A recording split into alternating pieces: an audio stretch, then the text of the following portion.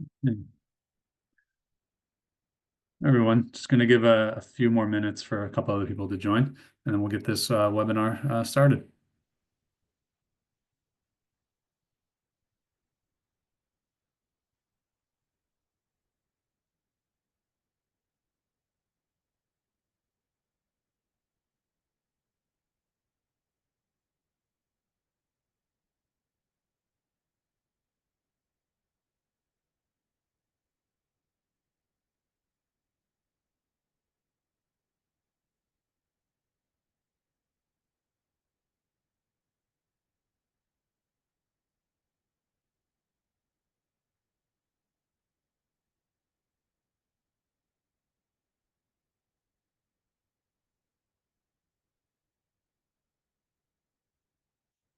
We can maybe get started.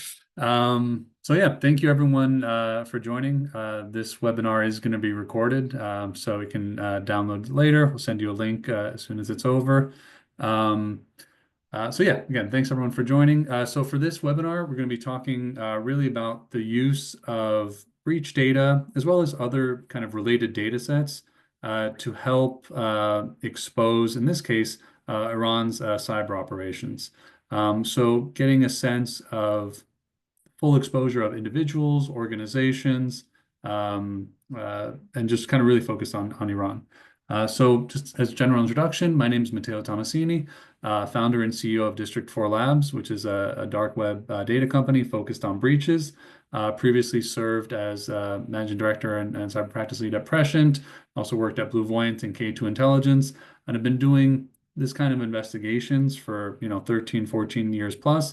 I've been working in breach data for about just as long. With me, I have a good friend and colleague, Ari. He's currently a OSINT analyst at Falkor, which is an amazing link analysis platform and so much more, where Darkside is integrated, as well as probably tens, hundreds of other data sources.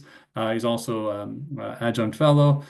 He also has a great Telegram company called Telemetry, where you can get lots and lots of Telegram information. And he also is the author of an amazing blog, Medic Warfare, which I definitely recommend you guys subscribe to. So in terms of the agenda for today, so you can see it on the screen, so I won't go step by step, but we're going to kind of or Ari is going to primarily kind of walk through how breach data and other data sets can be used in this context, kind of go through a live investigation, and then we'll have some time at the end for questions. And I mean, generally speaking, breach data is incredibly important. And Ari's going to kind of walk through, how important it is in doing these investigations, as well as some of the other data sets you can leverage.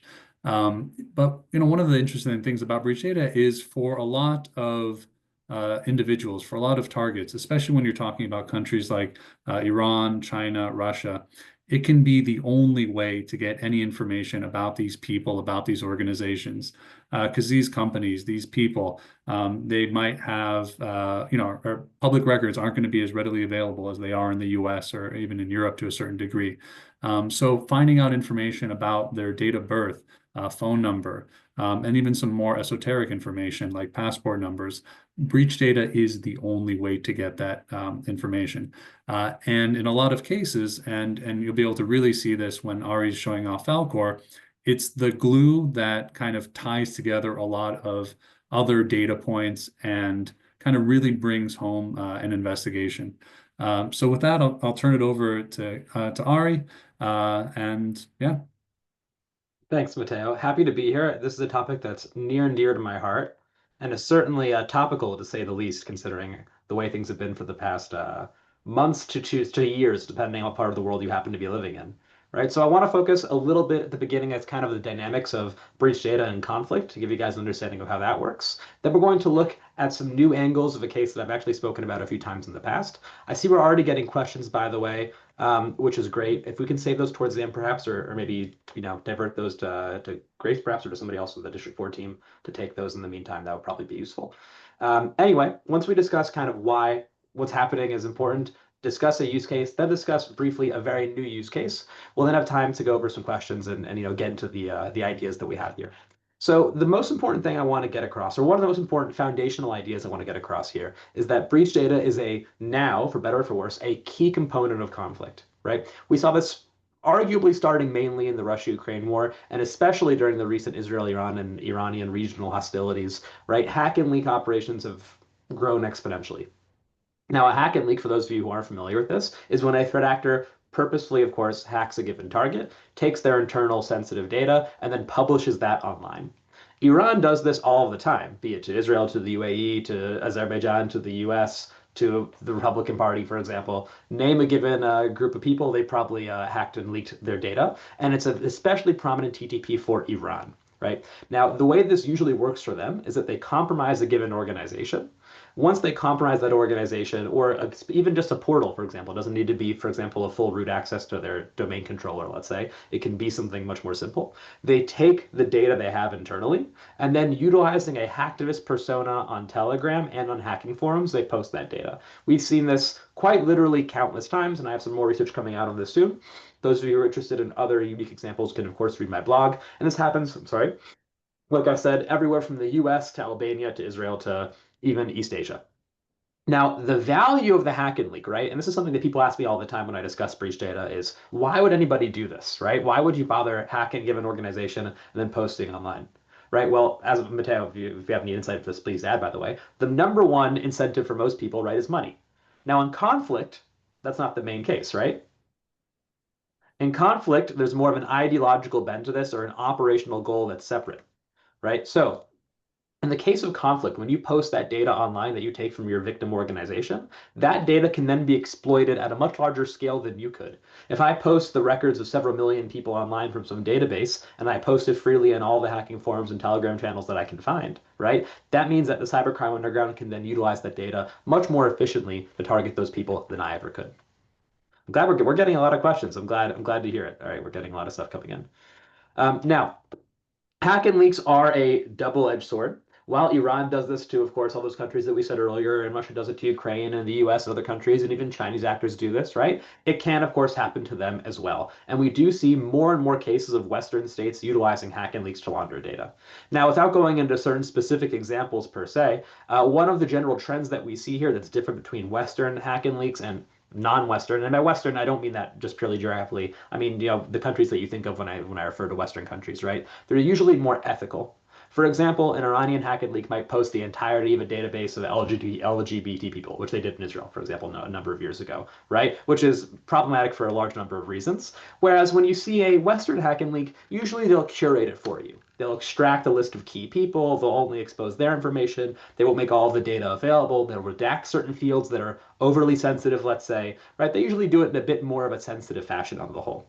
So usually, not always, but usually, when we have a leak from Russia, China, or Iran, or any of these more adversarial countries, that data is often usually posted in a much more raw fashion. Now, that makes it very data rich for us, but it's also larger volume and harder to work with for the average individual. The average analyst doesn't know how to grep things effectively or how to clean data and make sure that it's clean of malware and so on, so it's a bit harder to work with, whereas Western data is usually a bit easier to work with. The other dynamic to consider is that when you just provide a raw data leak, which could be potentially of tens of millions of records in the larger cases, right? It's very hard to work with that even if it's at a practical level, just to index it, for example, right? So many threat actors increasingly work to index their data, even if they don't curate it, they want all of it available, but to index it to make it searchable or to provide more cleaned files for easier ingestion to make them actionable as well. Now, this is really, really, really important for us as analysts of quite literally any kind. And the value add for us, essentially from breach data from conflicts, is huge, even if we're not directly involved in that conflict. Firstly, breach data from conflict, in contrast to, say, breach data from cybercrime, is almost always free, right? These people want to get the data out for their own reasons and so on. They have no real reason to charge money or at least significant sums of money for it, which means that data that you usually would have to pay for example, telecommunications data, right, from telco firms, is almost always going to be free or is published to some sort of large degree, free at the very least with massive samples, right? Oftentimes the data that we get also is foundational data.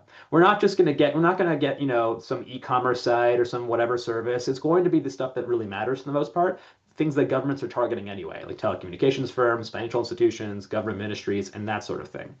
That is incredibly useful for us, as not only are those usually massive databases, but they give us incredible pivoting capabilities because they are so data rich, right? For example, a telecommunications firm might include your national ID number, your address, your phone number, email address, and all the other information just in that one row of data, which is comparatively uncommon to get in non-governmental, let's say, data in this case. And again, that data is going to cover a large swath, if not the entirety of the population in certain cases, right? For Iran, for example, the recent leaks that we've had inside of Iran, we have arguably the vast majority, if not the entirety of the country covered to some degree, right, with some of these leaks, which is pretty impressive, not something that we often always have. Additionally, like we said, this often usually includes sets of identifiers like national IDs and so on, and they're also usually comprehensive and well structured and easier to work with. We'll go over here.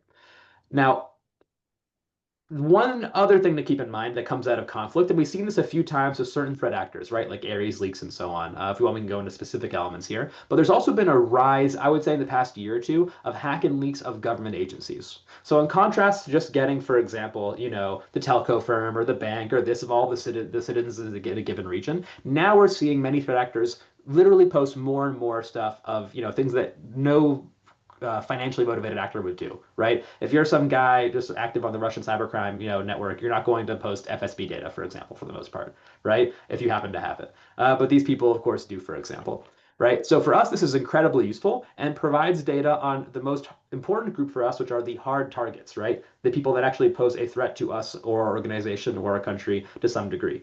These are the same people, right, that have usually some sort of limited physical access to them. They're usually based in their countries and we can't access that country. There's limited data about them online. And that can result from, by the way, two things. Not only, of course, for example, them choosing to have a good operational security footprint, but also the existence of a parallel social media environment. Both Russia, China, and Iran all have their own separate or even parallel internets and social media platforms, depending on what you're looking at, making it very hard to work with. And of course, they often choose to utilize aliases and be otherwise inactive publicly online.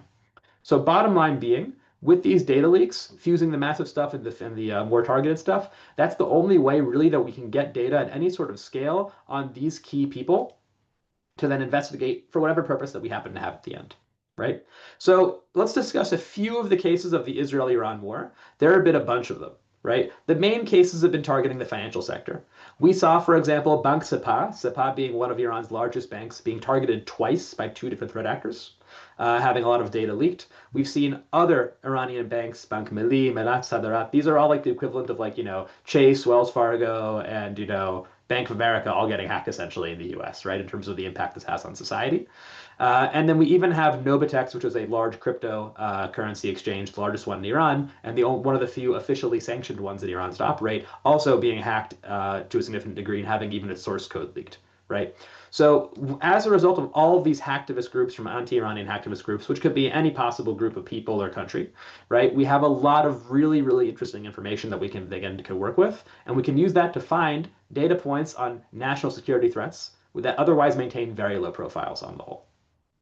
Mateo, anything you want to add, by the way, in the meantime? I was just going to say one thing, and actually a question referred to it as well. One of the tricky parts in getting this data is validating whether it's legitimate or not, because there are organizations that are putting out fake information, or they might be putting out compilations of previously released data. So especially when threat actors release the data as like in really easy to digest formats like CSVs or things like that, we're always very suspicious because they just hate seeing that. What we really like to see are, SQL dumps or or even just, like kind of in the ransomware dump style where entire directories are compromised and leaked, because then it becomes much easier to validate that the data is what it says it is. Because it's so hard to get information on a lot of these organizations, if you are presented with a CSV of Iranian bank account numbers and, passport numbers and other items like that, yeah, you might be able to validate the passport number. You can probably validate the name is what it says it is. But sometimes that bank account number, that the only source is from that CSV. So that becomes, trickier, if not impossible to validate unless you've had a prior breach. So I know for District 4 and Darkside, there are going to be times where we can't always validate a breach. So we'll say, hey, this data looks legitimate in that there's significant overlap between other data sets that we found, but certain unique identifiers that were present only in this data set, for example, a bank account number for, Bank Melly or whatever, we obviously can't validate because we can't just call up the bank and say, hey, is this, your bank account number accurate for this person? So we'll have like an unverified tag next to it. But you also have to keep that in mind. Like even if you have a verified data set, doesn't mean that all the data in there is going to be legitimate. People often sign up for accounts using fake birth dates, fake names, fake addresses, etc. So the same way you wouldn't necessarily, trust even the public records databases. They have incorrect information in there as well. You also have to keep a skeptical eye, even when you're looking at breach data. And this is not, and that's why it's this data really is meant for trained investigators, trained analysts. Darkside, we don't offer it to the general public. We only offer it to law enforcement, to trained analysts, et cetera, because in the wrong hands, A, it could be dangerous, but B, it can be misinterpreted. So that's always something to consider. Absolutely, that's really important to state, and I hardly even touch the differentiations in file types. The one other thing I would add, though, two things to consider. Firstly, if you ever are looking at different breaches, one is reputation of the person posting it. If they have a good reputation in the past, they posted good stuff, it's important to keep that in mind. And then additionally, I was going to say another point that is now escaping me for some reason, which is the point that you need to consider always that people might purposely meddle with the data, right? Not just being unvalidated, right, to a certain degree, but there might be some, 99% of it might be accurate, but that 1% in there might not be, for example, for purposeful reasons. Happens all the times with hacking leaks of qualitative data, like when the Republican Party was hacked, for example. People were concerned that the emails that are going to be put out, most of them will be real, but a few of them will be fake, right? And then those are the ones that are going to be problematic, let's say. So now we're going to be looking at a case that some of you who know me might have seen I've discussed in the past a few times, which is the now defunct Iranian group COBALT Mirage. But we're going to discuss them as a key example of the broader trend of front company operators. So in Iran, China, Russia, and so on, in many companies. Front companies are the main way that, and contractors, arguably, depending on how you define these people, right, are the ways that intelligence agencies primarily work, right? So there's some sort of fusion between, for example, say the IRGC, the Ministry of Intelligence, and so on in Iran, with these semi-cut-out, semi-contractor companies that enable them to outsource some of their operations, and to some degree, by the way, all their operations. It really depends which company you happen to be looking at. This gives them the ability to more easily work with private sector capabilities. They can operate with less OPSEC. They can hire freelancers more effectively, and so on. There are a lot of reasons as to why they would operate via front companies, not just stay inside of their own internal offices. We're going to discuss now the trend, though. The main trend being that these groups might start off as a front company and then devolve or evolve into a different front company or a different organization multiple times. One Iranian group that if we have time we'll discuss later on called ASA is now I think in its like fifth iteration of front company in the last like 4 or 5 years, something like that, for example. Like these things change. What doesn't change, regardless of organizational structure, for the most part are the people. Many of these people are comparatively old hands, and if we think of the pyramid of pain of cyber, right, of replacing your domains, your IPs, your hashes at the low level, and your malware and your tooling at the mid level, and your TTPs at the high level, the highest level of the pyramid of pain is people, right? Replacing a trained operator is very difficult. So I always recommend that if you want to track covert operations, be they cyber, intelligence, whatever, something else, other, whatever happens to be, you need to track not only the ways they operate, but the people themselves in many cases. So one of the guys we're going to look at is this individual named Mansour Ahmadi, simply because he's a fascinating case over here with a lot of really interesting data. We'll look at some other ones too later on if we have time. There's a reward of up to $10 million for him still and his accomplices available from the FBI. While COBALT Mirage, the group, that was the Microsoft name they had prior to Microsoft changing their naming structure, has now since changed to become Mid-Sandstorm, the new Microsoft name, and changing other methods. They've been known in the past for running multiple ransomware campaigns against the US up until about late 2022. And then following that, they've since moved to doing other sorts of espionage via various other types of activity, and they're still quite useful. And it's still quite active, I should say. So our goal here is going to be to essentially understand how much we can find on this individual, right? Map out their online presence to the highest quality degree that we can. And then from there, depending on our specific operational need, take action, right? So if we're a financial analyst, that could be, for example, looking to, apply, close accounts or apply sanctions or do some sort of activity in that front. If we're a trust and safety analyst at a company, right, a tech company or a platform, take down our action accounts and send information to law enforcement. If we're in law enforcement or intelligence, simply monitor these people, and so on or so forth. So now we're going to do that. We're going to move, actually, prior to moving on to Falkor, we're going to move briefly, I believe, Matteo, to you guys. Take a look inside of Darkside, correct? Yeah, so we're going to start looking at Mansour Ahmadi, looking at what we can quickly identify in Darkside, just doing a couple of, small pivots, and then we'll kind of kick it over to, Ari. We'll kind of expand on that footprint that we started off in Darkside, and combine it, and that's, why Falkor is such a great platform, combine it with other data sources that, provide meaningful intel. Because a lot of times, breach data will give you, great starting points. A lot of times we're actually able to start and complete an investigation just using breach data. But there are times when you're really going deep on a person that you want to identify, you want to get posts that they're writing on social media. You want to get associates that they're connected to on, different platforms. So for that, it's definitely useful to kind of pivot out and look more towards, platforms that integrated other data sources. So what I'll do is I'll share my screen very quickly, kind of walk quickly through Darkside, do a couple of searches, and I'll kick it back over to Ari to kind of continue the investigation, and we'll talk from there. So. Um, so yeah, as Ari was mentioning, we're going to be looking at this individual who has a nice page here on the FBI Most Wanted, and we'll just pop in his name. This is a relatively common name. So if we look for other identifiers, okay, he was born July 7th, 1988. Here's some other interesting identifiers. So we'll pop into Darkside. So this is I mentioned that we have an integration for Falkor, and that's kind of the breach data that Falkor uses is from Darkside. But for those who don't have access to Falkor, we do have our own web application that you can conduct searches in. And similar idea, we have a list of breaches here, so you can see all the different data sets that we've ingested, from small ones of 1,000, 4,000 records down to ones of millions collected from all over the world, and includes breaches, leaks, hacks, malware logs, really all the different identifiers you can think of, and then, or types of data breaches you can think of, and then the ability to search by anything you can think of. So as I mentioned, this is a relatively common name. So nice feature that we like to do is search by name, and then filter by, in this case, date of birth, or year of birth rather. So I pop that in here, and then of course doing the smart thing by doing a live demo. Okay, so we see here kind of right off the bat information that we have. Let me show the birth date column as well. So he was born on, I think, July 7th, 1988. So you see some other databases that we have with the same name and same birth year.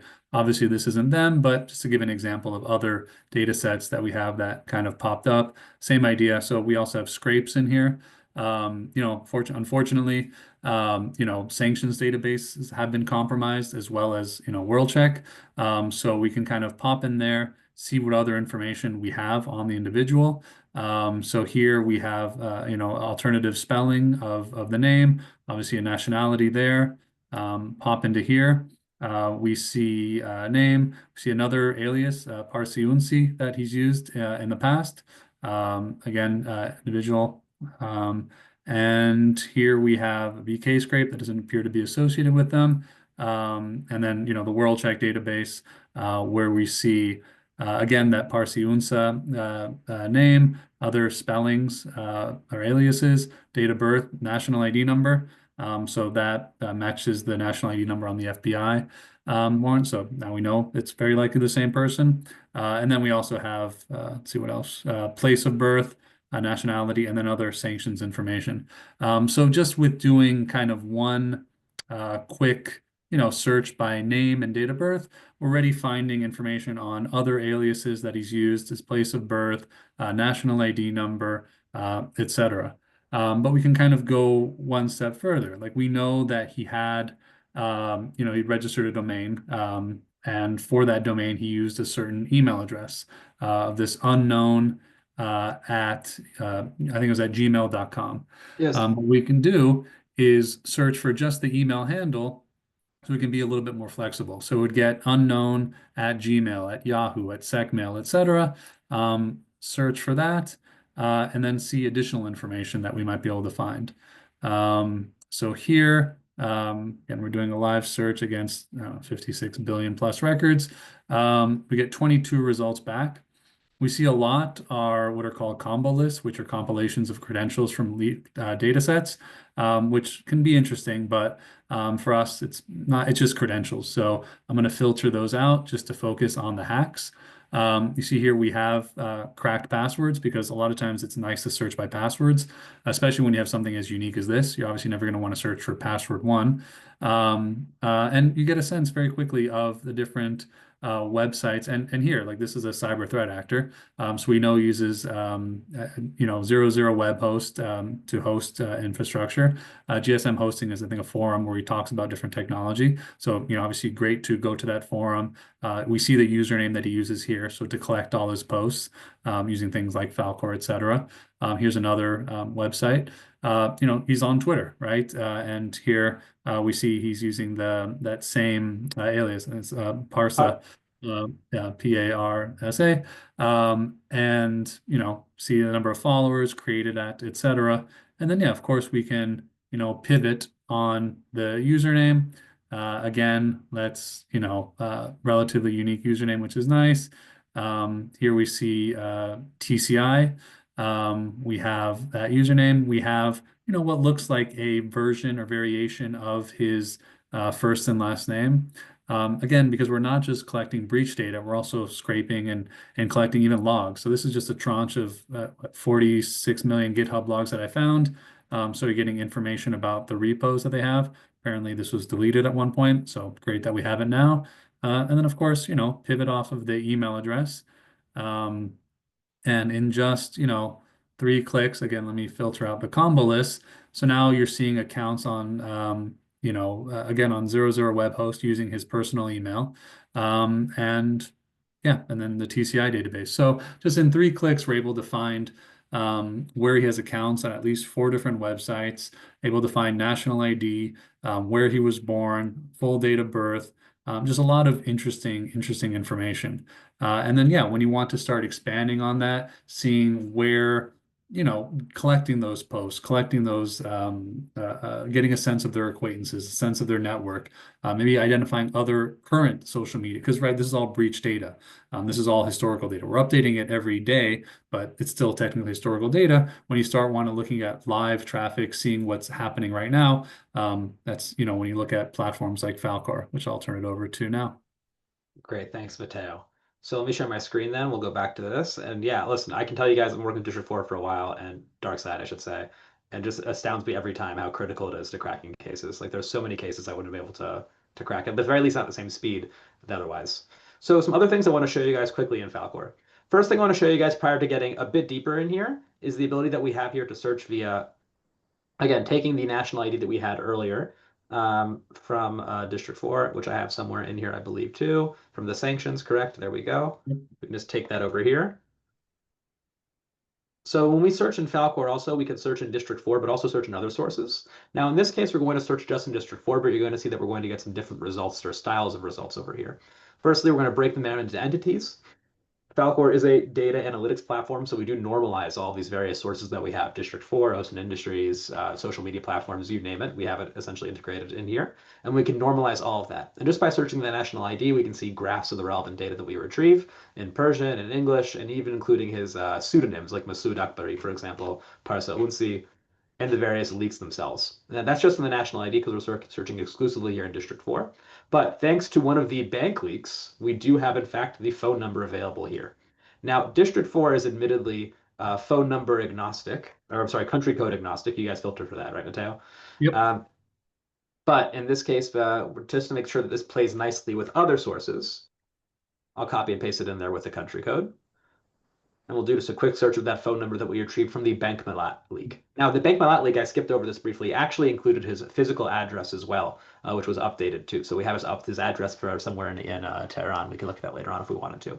So just from the 2 searches from that, we already have a phone number, which is a critical identifier for investigations, right, and for intelligence collection, and also a physical address that we have to work with.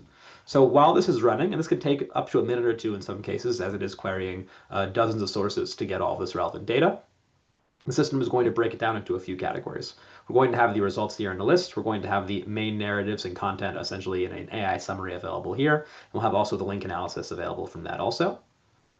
You can see, by the way, from the previous search that we had, that the AI already summarized it to being, to describing the individual. He's an Iranian male, born over here, tied to the IRGC, and so on, based upon all of the breach data that we have from District 4, which can be quite useful, by the way, sometimes also to kind of get that additional AI summary right from all of the possibly dozens or hundreds of results you get from District 4.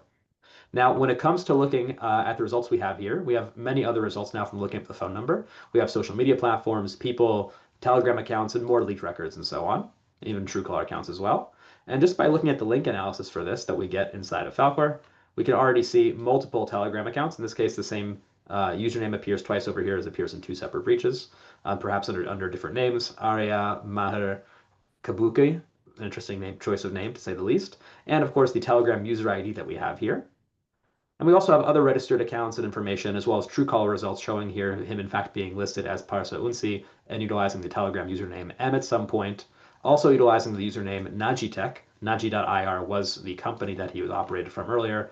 We can see that available over here. That was the front company that they operated under as well. So far, all of this is looking pretty good. Now, because I don't want to take up too much of our time, I will cut right to the chase here and show you guys what a more finalized version, if you will, of the investigation into this guy would be that we can get just by querying in District 4. It's going to be available right here.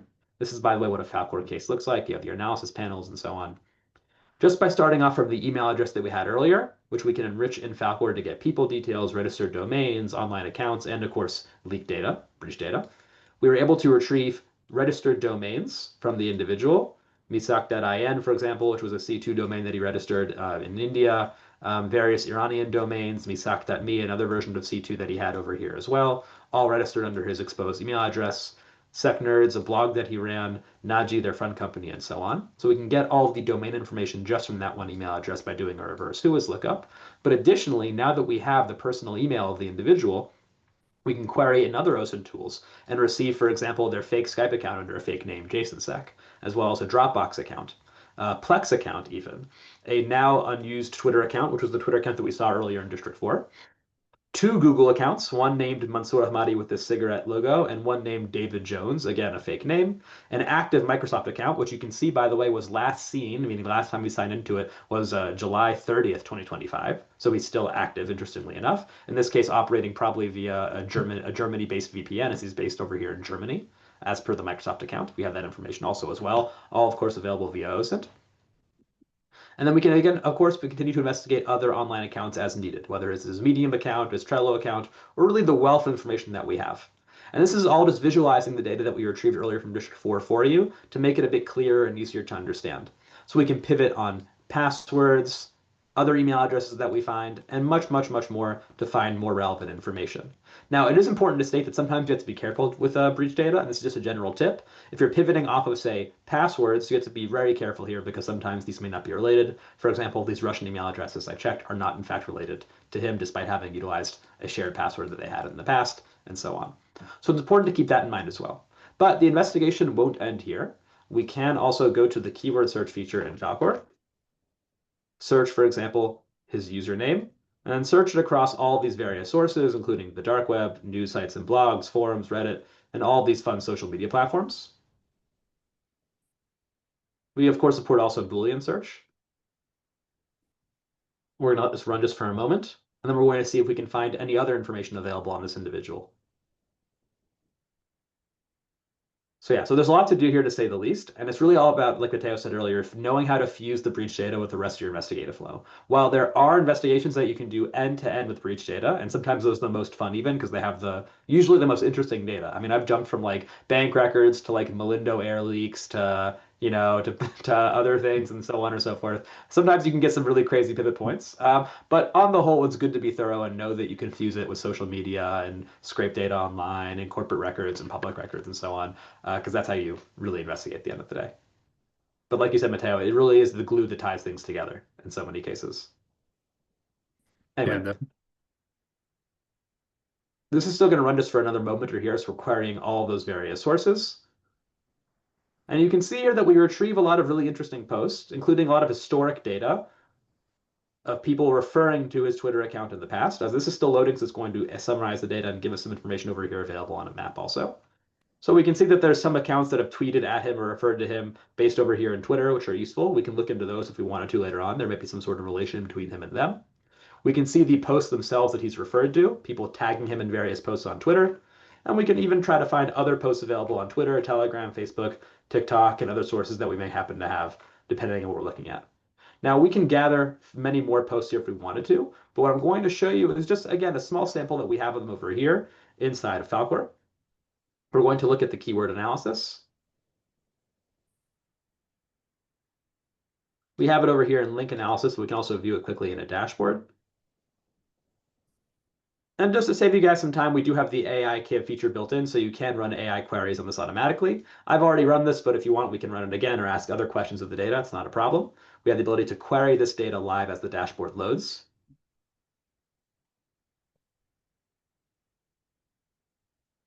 What I really wanted us to find over here was this one Facebook post that it refers to. It'll just take a moment for this to load over here. I have to refresh over here, as sharing your screen and being on Zoom can sometimes be a bit of a killer. I queried it earlier just asking if anyone explicitly mentioned the username unknown. In this case, I did remove Twitter just to be a bit more thorough. And we can see here that there's actually an old Facebook post that mentions unknown as a Yahoo ID. I'm going to show you that post over here. I've flagged it over here as well. We can click on that post and see the actual post over here. Somebody's offering VPN, VPS, and web design services with the website 19.tk, which is one of the domains that the email address previously registered, using the ID unknown over here at Yahoo. So we can take this Facebook account. We can also enrich the post if we wanted to, but we can take the account also as well and do an analysis of that account. That account is operating under the name Akhbar Bari, which we can see over here in the middle. We can see posts and so on over here as well, and see recent posts that the account has uploaded. This account, by the way, is still open and active. We can even see, based on the link analysis, accounts that most often interact with this post and so on. We don't need to go in depth into there, but what I do want to show you again is the ability to find posts that mention, for example, Naji.ir. Naji.ir, remember that being the company that he mentioned earlier. So here we do see also this Facebook account promoting the company that he utilized earlier in various capacities. So we can probably assume that this is in fact him to a certain degree. And again, this is the same thing also that we can do, that is looking up his other aliases in the system as well, to find, for example, account name Parsa Unsi over here that's since been closed, but has some sort of hacker persona, if you will. Again, this image is loading a bit slowly, but it's kind of one of those Guy Fawkes style masks on a background of Iran over here, right? And we can see also as well that this account interacts with other sorts of data types, right? So why am I showing you guys all of this? Well, the thing to consider here is that from all this data, we can find a lot of really interesting stuff. If we were a CTI team, we can find domain infrastructure to block or hosting infrastructure to report to and so on. Right? If we're a trust and safety team, we can report these Facebook accounts or other accounts that he has active, be they on GitHub, Dropbox, whatever it happens to be. Right? If we're an intelligence analyst or law enforcement, we can track these and so on and find out more. And the other thing I want to convey to you guys, prior to moving to the Q&A, which we'll do just momentarily, is that this exact dynamic is relevant for a large number of Iranian actors, as well as other threat actors as well. For example, this is another smaller finished graph that we have of an actor belonging to the group ASA. The FBI recently published, not long ago, a report, this is from October 2024, about this group, Arya Seper Ayhandesazan, formerly known as Emine Pasargad, formerly known as something else. This is the group that I mentioned earlier that has changed their name so many times. They've carried out tons of cyber-enabled influence operations targeting Israel, the US, and other parts of the world that the FBI had to intervene and publish this advisory recently. And just by utilizing breach data from District 4, we can find information on one of their key individuals, including bank accounts, phone numbers, and so on and so forth, leading us eventually to a Google account. And from that Google account, we can map the data of his reviews and see where he's most active in, say, Tehran, Semnan, and other parts of the world, right?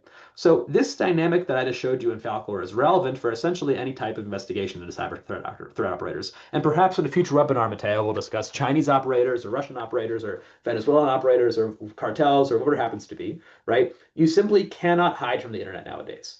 People don't want to do that anymore. It's not appealing to tell people you can't be online, right? Even if they work for government agencies, they usually have secret accounts and so on. You have to be online to some degree. And while you can hide that overtly, you can't hide usually from data breaches, unless you really, really know what you're doing and you're very, very careful about how you register for that. Some people do, but for the most part, that's not the case. And it's also not the case with historic data. So with those two brief cases that we showed you, I just want you to take home from this that you can take those and map them out to whatever endpoint you happen to have. Matteo, anything else you want to add to that? No, I was just gonna tack on to what you're saying. Like, so the beauty of breach data is A, that a lot of people don't expect the information in there to have become public. I think that's changing a little bit now because everyone's getting breached left and right. But the other thing is because we have so much historical data, you can get to someone essentially pivoting through time. So I can't tell you how many cases that I've worked on where I've been looking at, an individual who has amazing operational security because they're doing very bad things today. They're a hacker, they're whatever, they're, cyber criminal, or just physical criminal, etc. And they don't want to be found online. But there's always like a small little, trail of breadcrumbs that you can follow, whether it's, doing variations of a password that they used or variations of an email or looking for other accounts that they signed up for at the same time by pivoting off an IP address. And the beautiful thing about having so much historical data is you can literally pivot from, maybe a breach, like this year, to, identifier to a breach 2 years ago, pivot, pivot, pivot until you're finding a breach, from 12 years ago where, in this one case that we did looking at a Russian cyber criminal, they were, creating hacks for GTA 5. And they listed their mom's address, when they signed up for a forum. Like it's incredible what you can find in breach data. But yeah, again, you always have to keep, you have to have scrutinize the data that you find. Can't determine that everything is legitimate that whatever is posted. But yeah, I think with that, I think we can maybe move to some questions that we're getting. Um, Yeah. yeah, so one of the earlier ones was on, and this is a question we get a lot, is on kind of the legality of the data, of leveraging this data in reports that you're using or passing through the data as it is. So so I'm not a lawyer. Ari, I don't think you have a lot of accomplishments, but I don't think you're a lawyer either. Not a So we lawyer. can't give legal advice, but we can say, so you obviously have to consult your organization, consult, local laws, etc. But what I can say for for Darkside, and this is not true of everybody, there's not that many organizations that, deal with breach data in the same way that we do. But we are fully GDPR compliant. We're following Department of Justice guidelines on how we collect, how we store, and who we give access to our data. We can't just give it to anybody. There needs to be a legitimate use case to prevent fraud, to prevent cybercrime, to prevent physical crime. So that's why we have a lot of executive protection teams use it to identify threats to executives. Obviously, cybercrime companies use it. Investigators use it to identify, who's behind an online threat, etc. But we're also FCA compliant. We are compliant with all those regimes. That being said, it might not be, there for many years it was, really kind of looked down upon.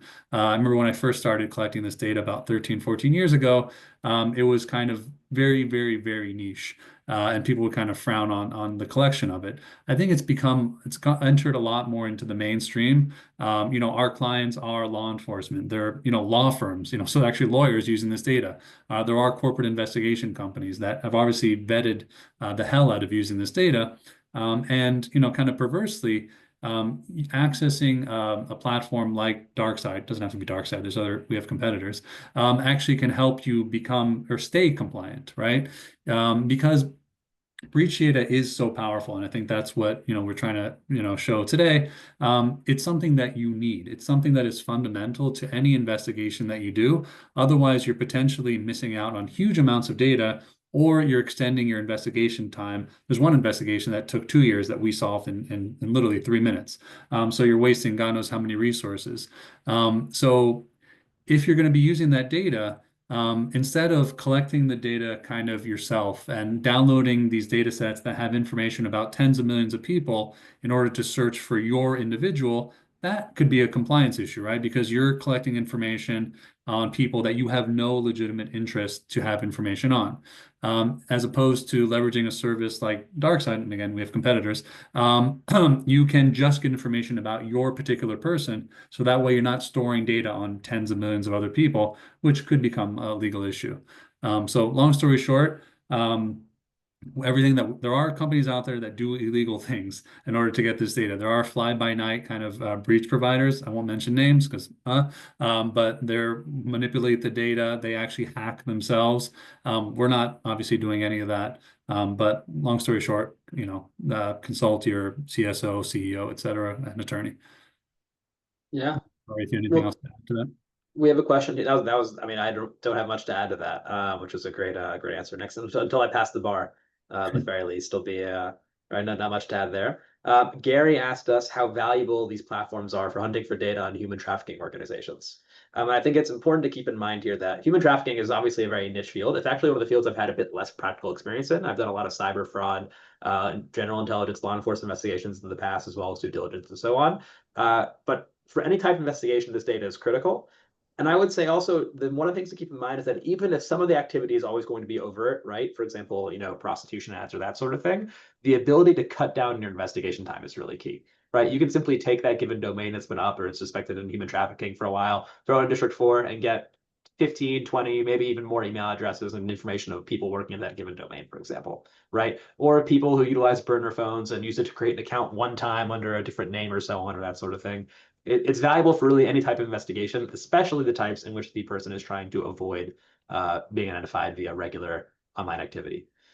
Yeah, just for that human trafficking angle, like that's actually like a relatively strong use case for our data. And we actually do sponsor several organizations that are dedicated to fighting human trafficking, identifying, purveyors of CSAM, et cetera, tracking down perpetrators, and then also tracking down, identifying and tracking down victims. So it's incredibly useful for that. Again, it's data, especially when you're looking at the malware logs. We didn't really kind of go into that today. But when you're looking for malware logs, you can search by host to see people who connected to a certain domain. So leaving aside, these pedophilia organizations or websites have been compromised, so we have that data in our breach data set. But you can look in the malware logs at people who have connected to these websites. So even if the websites themselves haven't been compromised, individuals have been compromised. So you can see their browser history, or if they have credentials for it, or you can even search their autofills if they're searching for terms that you would expect someone to be searching for if they're interested in human trafficking. So yeah, but like Ari said, my background is in investigations. Ari's background is in investigations, and the reason I started this company was because of how valuable I found this data to be. There was no investigation that I could do where breach data didn't, at the very least, add color or make my investigation more efficient. But more often than not, it would help me break an investigation. Absolutely. All right, I'll just answer some quick, more procedural questions. We have questions from Mahtab.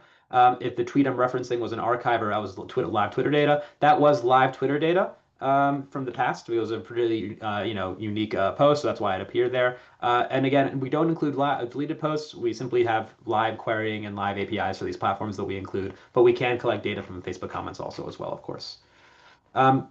Joe, there is not a public write-up of that example. There are investigations done into the same group via SecWorks, which with the link we referred to earlier, we can put it perhaps in the chat, which covers them from a very in-depth cyber perspective of the general infrastructure they're using and so on, but not of the operator level beyond the email address and maybe basic information of their name and so on. Okay, and I see a question about cyber threat actors having fake digital footprints.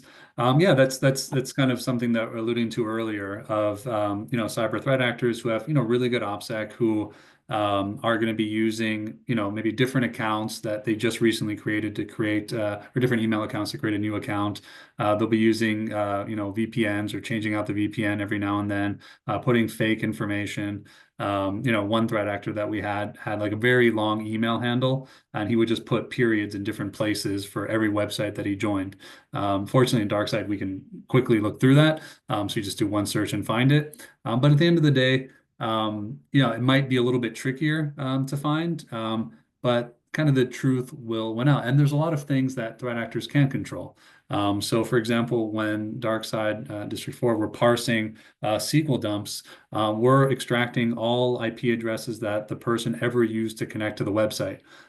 So that one time they forgot to turn on their VPN, we're going to have that. So yeah, if they have the most perfect OPSEC in the world, if they're creating new personas like every week or so, then yeah, they're going to be really hard to find. But more often than not, like we've gotten tracked down so many like really sophisticated cyber threat actors. Like the head of the world's largest phishing operation, we were able to find him in 2 minutes. The guy was running Redline. You could get to his address in 2 pivots, and even with the door code. So people who have supposed to have really good OPSEC. I mean, even all the administrators and people who are running breach forums, which has like probably the biggest target on their back of all time, and who knew they had the biggest target on their back of all time, still had the worst operational security failures. So if you're perfect, yeah, it's going to be hard, but it's hard to be perfect. There's always going to be little clues that you leave, whether it's and by the way, like for the malware logs, like threat actors are compromised. They're not immune to getting malware downloaded to their device. And so for there, you can even search for processes, like what processes were running while that machine was compromised. What software do they have installed? Search for other software, and then you see other devices. So you just have to go deeper and deeper and deeper, but there's usually a way to find them out. It's also really incredible answer to that. I just would say you might have some crazy guy with some burner laptop connecting to Mulvad to go to an RDP instance to connect to another VPS rented somewhere else, and he physically removes the camera from the computer and all that fun stuff. But then like he'll order a pizza to his place or something, Yeah. or whatever happens to be. You can't not live your life essentially, right? There's no way to go fully off the grid, and this is the case for Russian GRU operatives. So by the way, like American government agencies too, like supposedly very capable people also mess up and do these things, and it happens all the time. So there's no, I mean, if you're persistent, I would say there's a very good chance of you finding a solid way in pretty quickly with District 4. Yeah. Okay, Right. any other questions?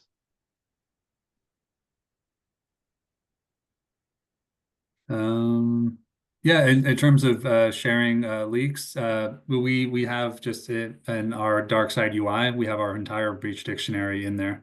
We don't share it outside of our user interface though. Yeah, Yeah. I love following for the bi-weekly update personally myself, just to see what you guys see and what I see as somebody. I also follow this stuff myself pretty closely, so it's nice to see just to sometimes see something like, oh my God, wow, I got to go find that myself separately from this. The fir- Yeah, definitely. Feel free to sign up for the newsletters. You can see the stuff that we're adding, the features that we're adding, et cetera. I think Falkor has a great newsletter as well. But yeah, we're constantly adding databases, and like I mentioned earlier, like we don't care how large it is. Even with the example of the Redline operator, we found them in a tiny data breach, not relatively tiny, of like 12,000 records, where it was just a technology forum where they're, I think, talking about firewall rules or something like that. And that's, we found them in there.